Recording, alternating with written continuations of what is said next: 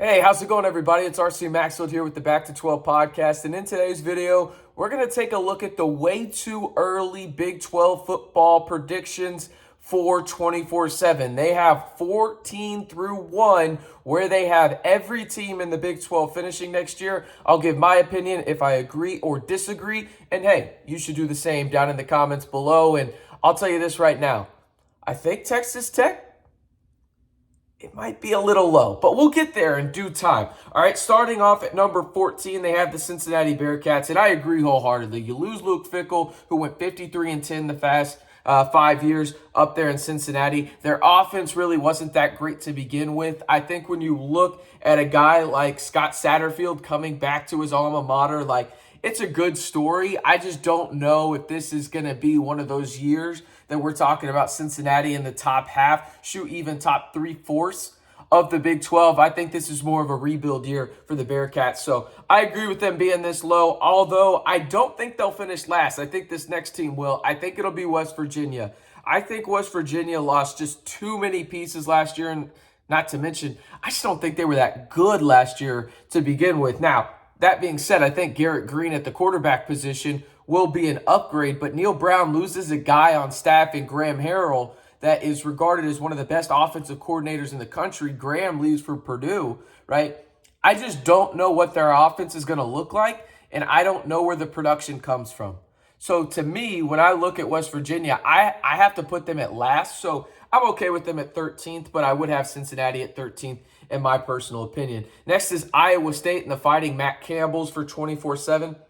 I can get this to a degree. I think Hunter Deckers has to get better, but I also wonder, where does the production come from the gaping hole that Xavier Hutchinson leaves in this offense, right? You think about it, the year before, they lose a guy like Breece Hall. Where did that production come from? It was kind of mixed matched, right? By no means am I saying that there's a guy on their roster that will replicate Xavier Hutchinson's numbers, because let's face it, there's not. But I'm curious to see how Matt Campbell sorts through all that. So 12 seems a little low for me for Iowa State. I'd probably have them 11, 10, but I can understand it.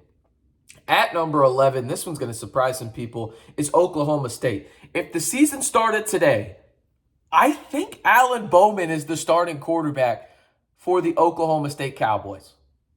Let me repeat that for the Texas Tech fans listening to this. Alan Bowman, I think, would be the starting quarterback for Oklahoma State today if the season started. Now, it's not. You got to go through spring practice and fall practice and everything like that. But, I think that's probably the most likely direction for the Cowboys, and that's why 24/7 has them at number 11. They've got a lot of good transfers coming in there. Let's not get it twisted. But what really matters is the quarterback position, and that is probably the most glaring weakness for Oklahoma State right now. And I'm very interested to see. There's a lot of turmoil going on right now in Stillwater. I think 11 is a good spot, maybe 10. But yeah, I think they're in this range. At number 10, 24/7 has UCF. UCF went 9-5 last year in 2022. The Fighting Gus Malzahn's. Listen, I like them, but this feels right? I think it's going to be difficult for a majority of these teams to make that jump from the American to the Big 12. I think that's only fitting. I think UCF is one of the better teams making that jump out of the four.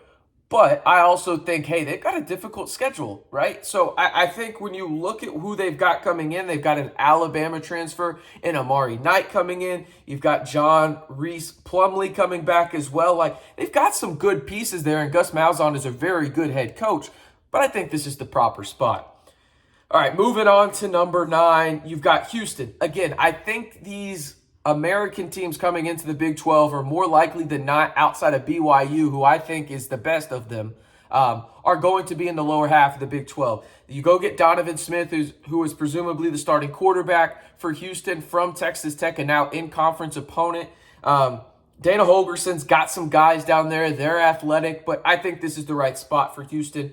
They come in at number 9. At number 8 is Kansas. This is where things start to get interesting for me, because I think from about 8, or really 9, including Houston, all the way up until 5, I think you could put them in any combination, and I could kind of see it.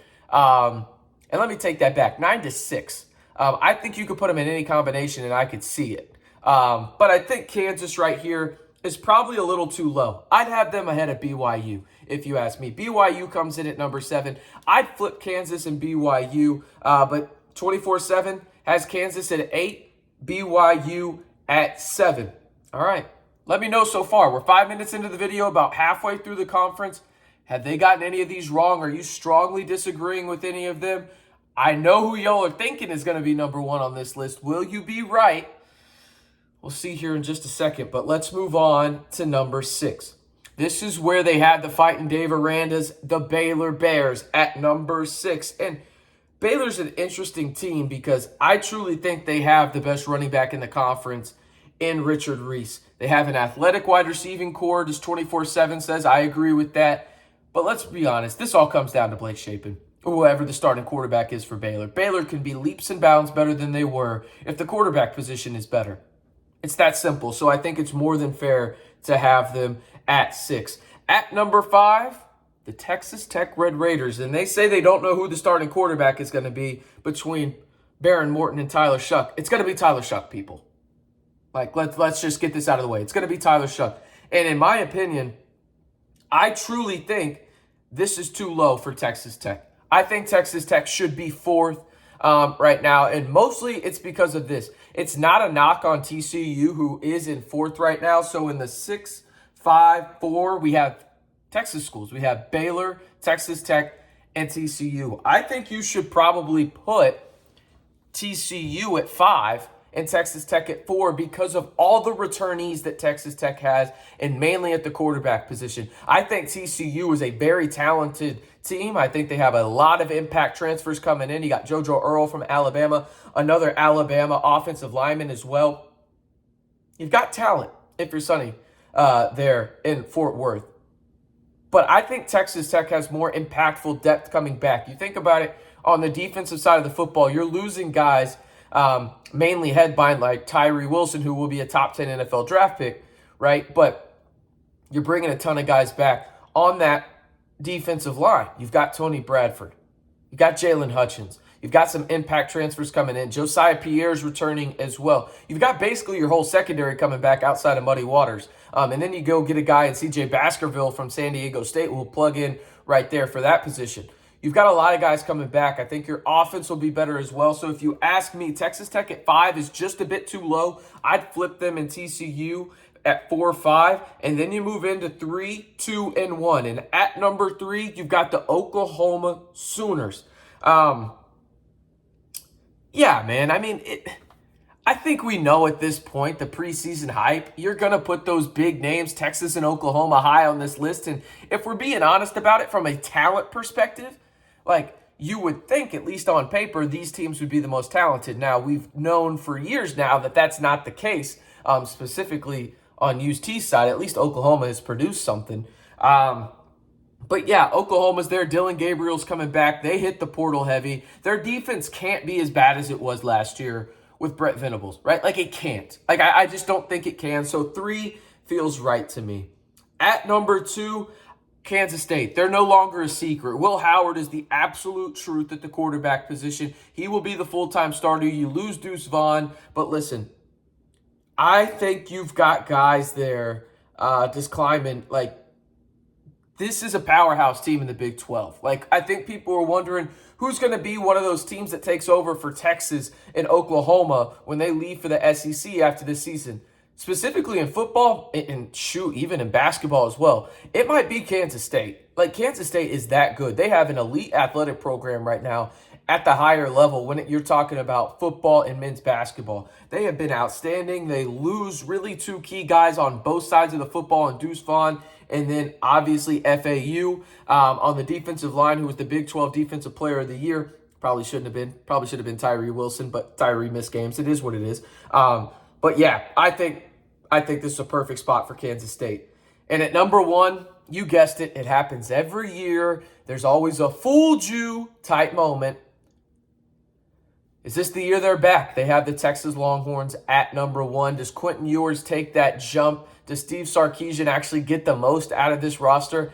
I'm very skeptical. I get it, though. It's from a talent perspective, at least on paper, Texas should be one of the most talented teams in the Big 12, if not the most talented team. But guess what? You don't win the game on paper. You win the game on the gridiron. And Texas, year in and year out, has proven that they don't live up to expectations. Until they prove me wrong, I'm going to keep saying the same thing over and over again. This is wrong, in my opinion. They should not be number one. But let's run through it again. 14 through 1, according to 24/7, and they're way too early. Big 12 standing predictions. We've got the Bearcats of Cincinnati at 14, West Virginia at 13, Iowa State at 12, then you've got Oklahoma State at 11, UCF at 10, then you move on to Houston at 9, Kansas at 8, BYU at 7 to round out the bottom half. Then you've got Baylor. A run of Texas schools starts here. Baylor at 6, Texas Tech at 5, TCU at 4, Oklahoma at 3, Kansas State at 2, and then the Longhorns of Texas round out their list at 1. I want to hear from you guys. Who do you agree or disagree with on this list? I think there's some teams that you could definitely change around, and I don't know. Until I'm proven wrong, it feels like this could be a fooled you type moment for UT all over again.